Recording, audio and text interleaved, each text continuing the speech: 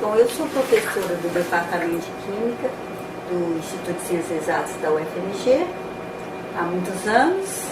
Me doutorei em Química e tenho trabalhado com Química Orgânica e com Fitoquímica, Química de produtos naturais, Química de plantas, né? E tenho já orientado muitos alunos nessas áreas de pesquisa.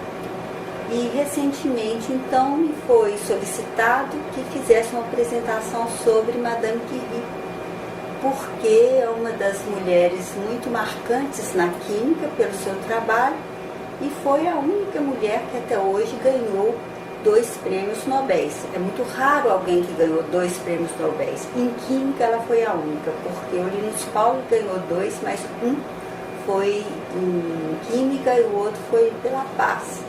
De modo que em química foi a Madame Curie. Ela recebeu um prêmio, o primeiro foi de física, em 1903, e o segundo em química foi em 1911. E a história dela é muito interessante, porque ela nasceu na Polônia e era filha de pais. O pai era um professor de ensino médio, a mãe era uma professora de música.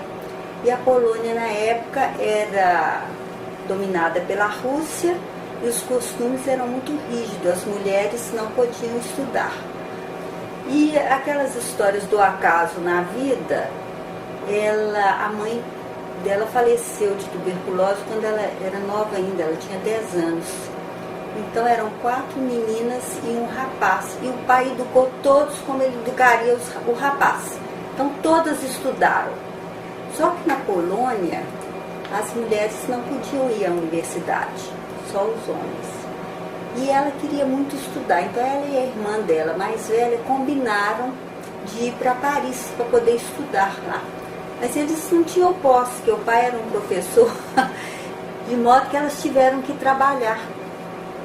E ela foi então para o campo trabalhar, se apaixonou pelo filho da casa lá onde ela ensinava para as crianças, e ele também se apaixonou por ela, mas a família foi contra, porque eles eram abastados e não podia o filho mais velho se casar com uma preceptora. Então ela teve uma desilusão amorosa muito grande e voltou para Varsóvia, porque isso foi no interior. Então esses acasos, quer dizer, que se ela tivesse se casado, teria virado uma matrona no interior da Polônia, né? E com essa desilusão amorosa, ela ficou só estudando e gostava muito de estudar. Ela sempre tinha sido boa aluna.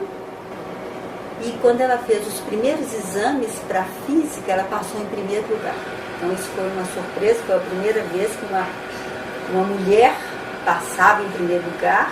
E ela também foi a primeira mulher que teve um doutorado em física e em ciência, porque logo depois ela começou a fazer também os estudos de química e de matemática. E na época, tinha uns estudos muito interessantes que os raios-x estavam sendo descobertos, tinham sido descobertos recentemente, e ela tinha que escolher o tema de doutorado dela.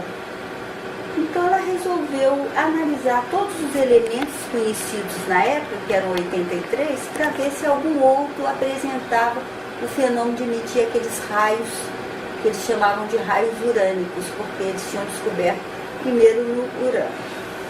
Nesse intervalo que ela veio, antes também até dela escolher o tema do doutorado, ela ficou conhecendo Pierre Curie, que era um professor de física que se encantou por aquela aluna jovem e que se saía tão bem nos estudos, né?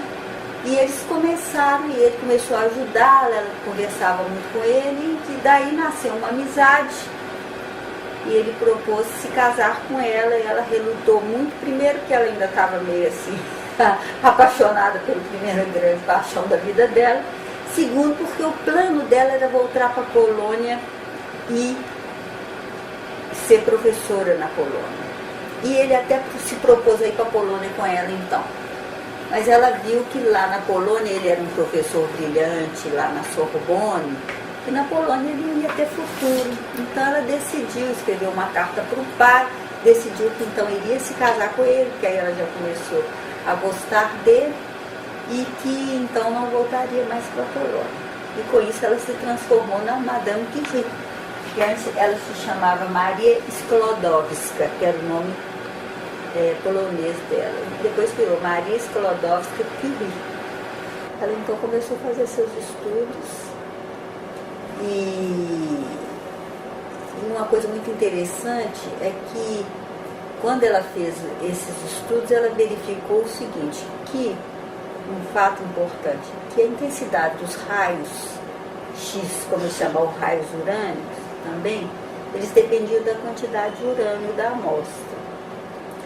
Mas ela pegou uma amostra lá, quando ela ficou estudando esses elementos todos, ela descobriu que devia ter alguma coisa no minério da peixe-blenda de onde ele extrai o urânio, porque quando ela ia purificando aquilo e diminuindo a quantidade de urânio, a intensidade dos raios estava ficando maiores. Então só podia existir alguma outra substância ali que ninguém nunca tinha, algum outro elemento isolado, que também fosse radioativo. E aí eles não tinham muito recurso. Aliás, nenhum recurso. Era aquele galpão lá com umas panelas de ferro imensas e eles conseguiram, de uma firma da Áustria que isolava urânio, vamos dizer, os resíduos do minério. E toneladas de minérios foram mandados para elas, por trem, eles não tinham nem dinheiro para pagar aquilo.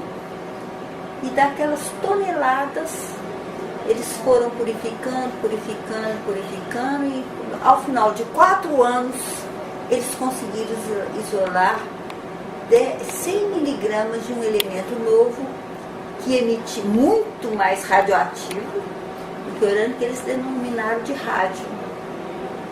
Então ela descobriu o rádio e aí ela resolveu mudar o nome, em vez de raios urânicos, né, de radioatividade, era o fenômeno da radioatividade.